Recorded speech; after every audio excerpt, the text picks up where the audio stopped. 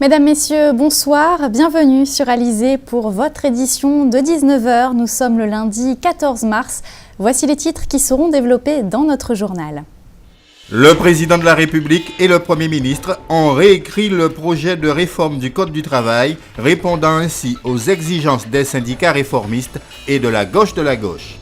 Le préfet de région a lancé la semaine de l'industrie en Guadeloupe, objectif attirer les jeunes et les demandeurs d'emploi aux métiers de ce secteur.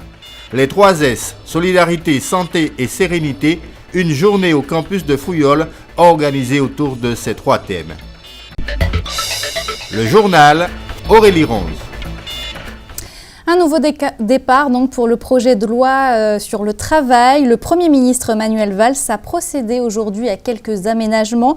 Il a notamment reculé sur les articles les plus contestés du projet, dont le barème des indemnités prud'homales. Il sera seulement indicatif. Les critères de licenciement économique précisés par l'avant-projet de loi travail ne seront eux pas modifiés.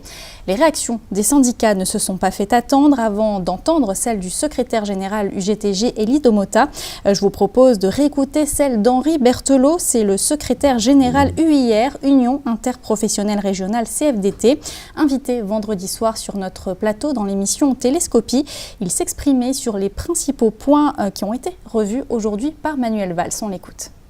Le Code du travail, c'était un instrument qui a acquis un certain nombre d'années. Il y a peut-être des choses à revoir. La société a changé, maintenant on reçoit des choses sur nos smartphones, maintenant à la télé, nous avons Internet, ce que nous n'avons pas il y a 50 ans. Donc la société a évolué, donc on ne peut pas dire aujourd'hui qu'on freine tout, qu'on veut rien changer. Nous disons voyons ce qui a changé, ce qu'on peut être amélioré. Par contre, il y a des choses qui sont inacceptables, que nous n'acceptons jamais. La CFDT n'acceptera jamais qu'aujourd'hui, qu'un patron un salarié ait un niveau de subordination tel que le patron peut faire ce qu'il veut avec lui. C'est pas un jeton, c'est un humain. Il y a des familles, il y a des enfants. Où est-ce que vous voyez cet aspect-là dans le projet de loi? L'aspect aujourd'hui, dans le projet de loi, c'est d'aujourd'hui, le patron peut vous faire travailler jusqu'à 12 heures par jour, aujourd'hui, c'est dans le projet de loi.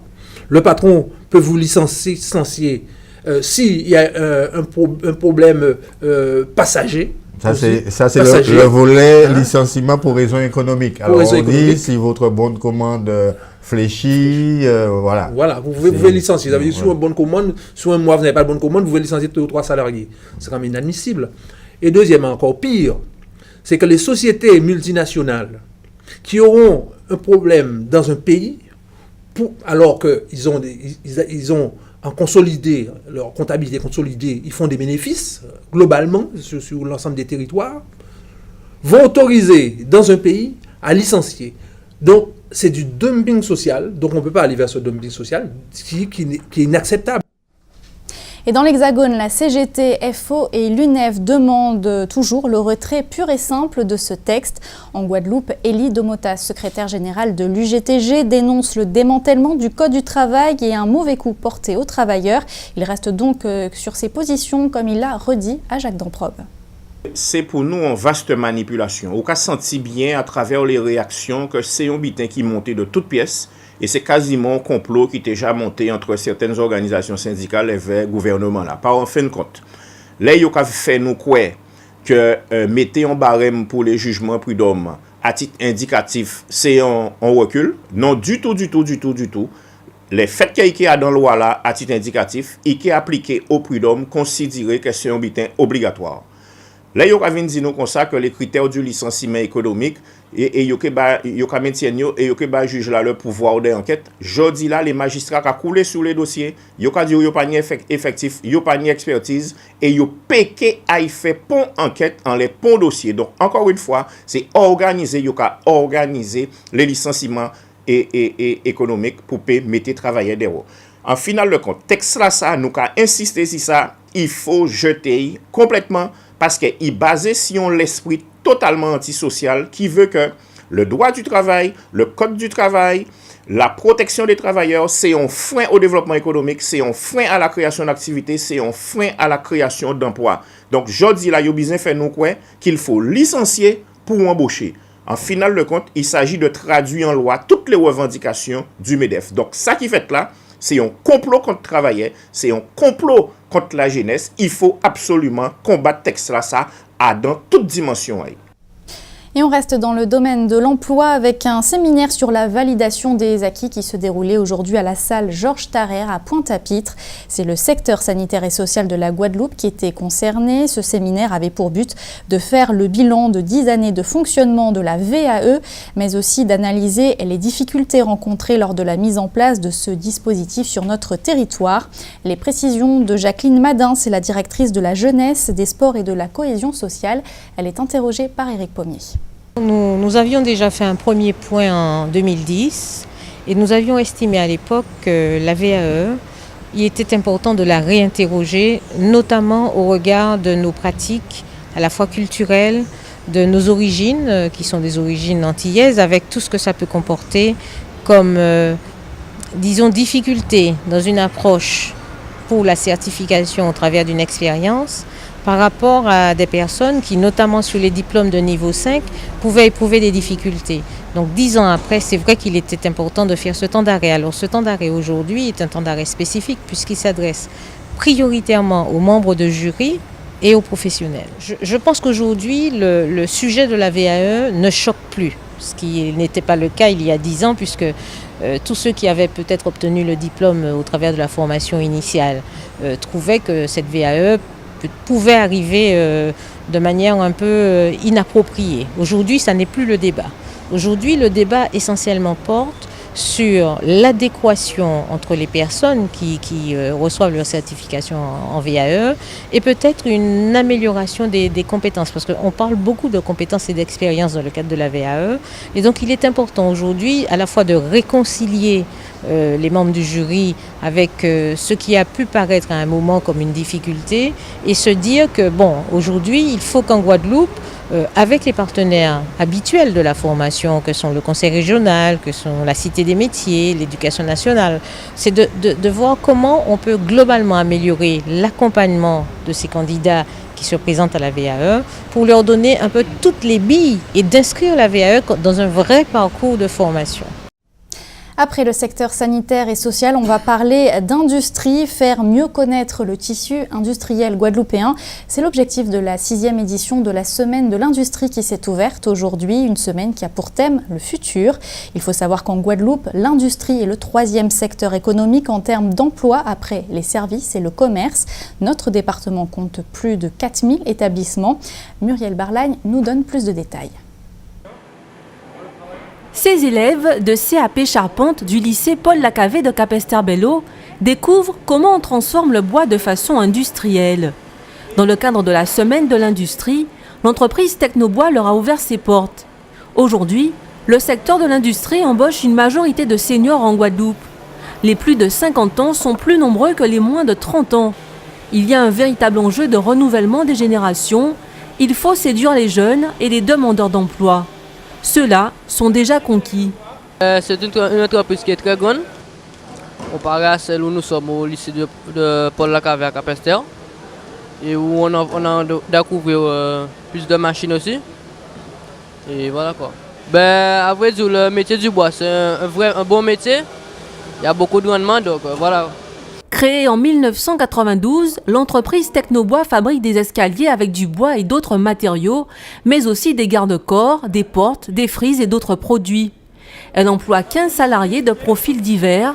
Son directeur Stéphane Rouvier se fait un plaisir de participer à la Semaine de l'Industrie depuis plusieurs années.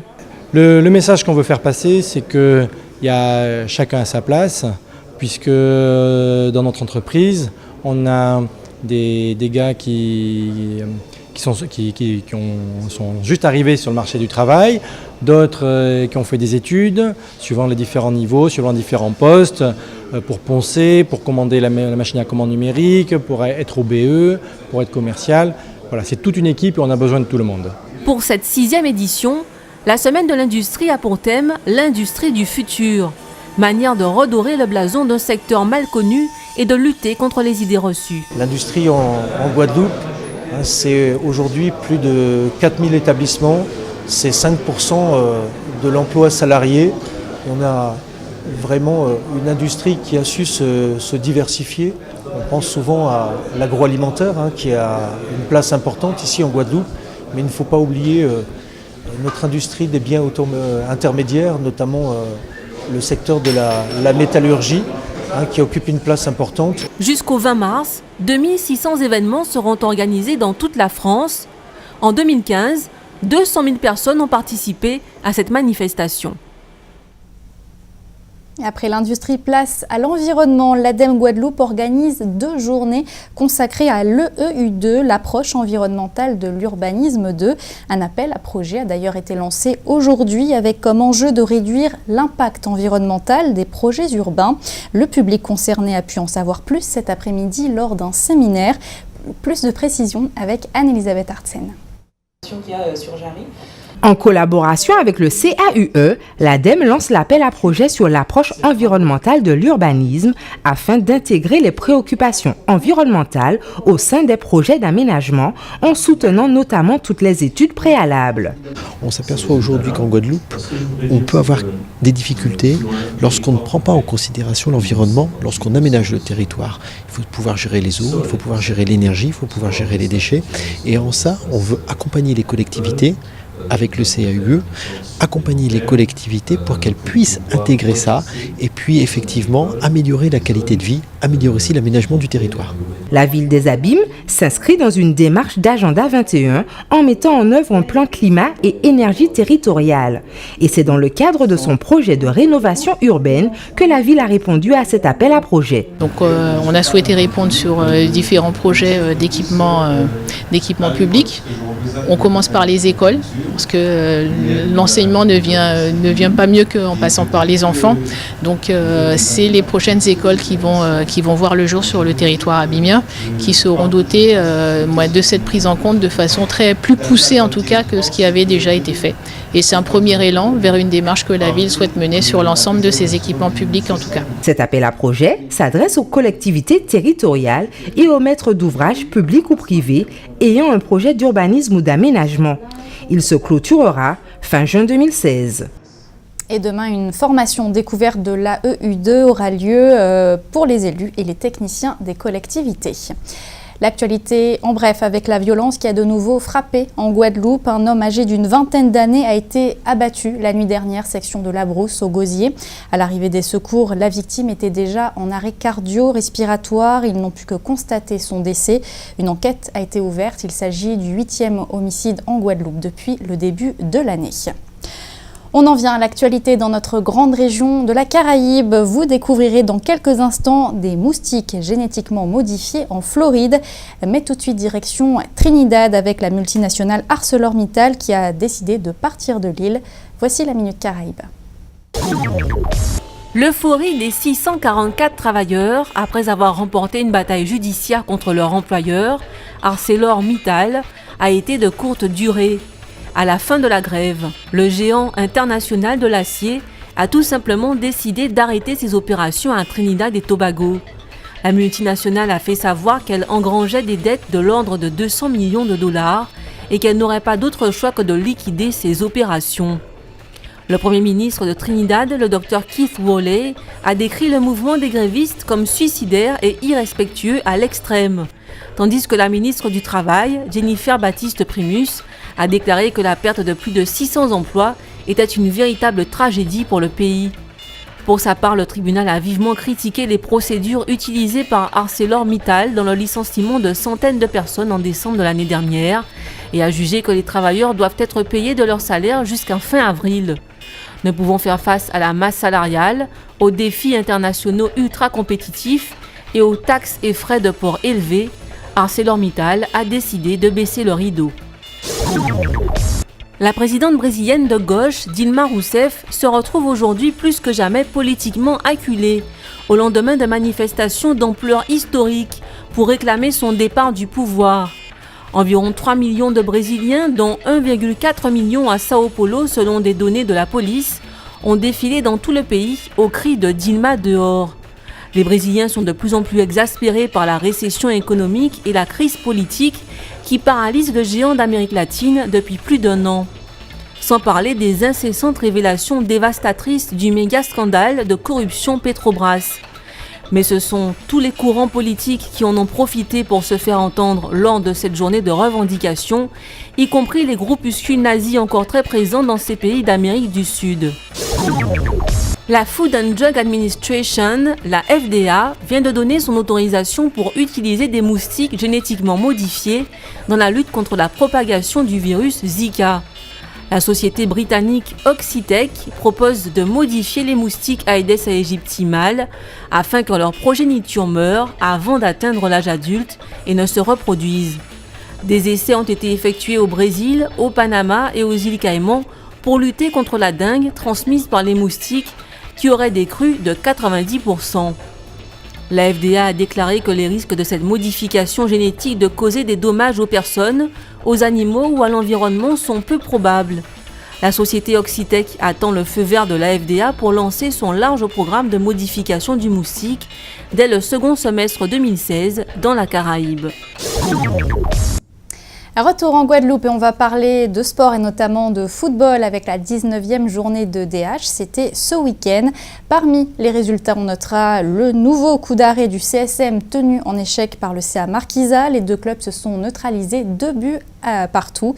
De son côté, la Juventus a été battue 1-0 par le Red Star. Des déconvenus qui confortent du coup l'USR en tête du championnat. L'US Sainte-Rose qui s'est imposé ce week-end 3-2 face à l'USBM.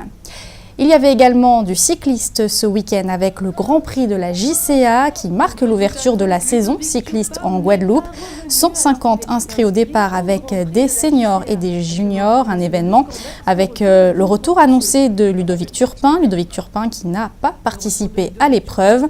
C'est Adam Piersga de l'ASBM qui a terminé la course en premier devant John Nava de Guada Bikers 118. Direction à présent le campus de Fouillol qui accueillait aujourd'hui la journée 3S. S pour santé, S pour sécurité et S pour sérénité. Une opération à l'initiative de l'association Medic West Indies au programme des dépistages gratuits du VIH mais aussi des ateliers de coaching pour apprendre à mieux gérer son stress. Le reportage d'Anne-Elisabeth Artsen. L'association Medic West Indies se met à l'heure des 3S. Kevin, le président de l'association, souhaite sensibiliser les étudiants sur 3 aspects indispensables pour leur vie estudiantine. C'est une journée santé, solidarité, sérénité que j'ai pensé en fait à la suite d'une action qu'on avait déjà menée avec l'association Medic West Indies par rapport au SIDAction, où il y avait eu pas mal de dépistages. Il y avait une demande qui avait été constatée sur le campus avec plus d'une centaine de dépistages réalisés en une seule matinée. Il faut savoir qu'en Guadeloupe, le dépistage concerne très peu les jeunes. Ils ne se sentent pas intéressés, ne se sentent pas concernés et c'est cette problématique que nous essayons de changer. En même temps, Medic avait à cœur d'agir un peu plus en faveur de la solidarité. On est déjà assez axé santé.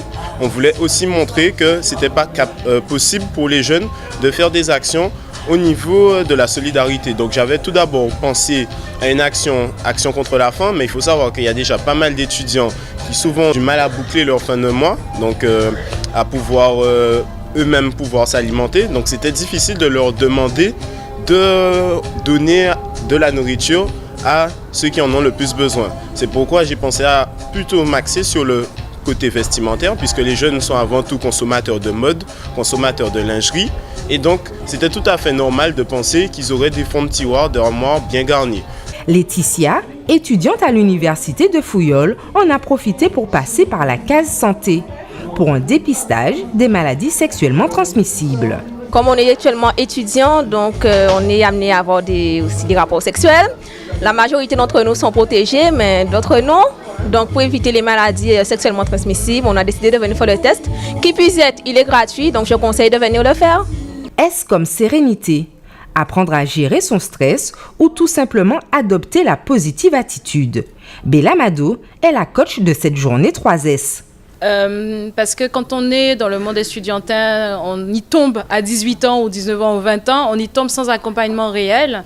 Et il y a la notion de stress qui est déjà apparente déjà dès le lycée, qui est encore plus forte quand on arrive à l'université.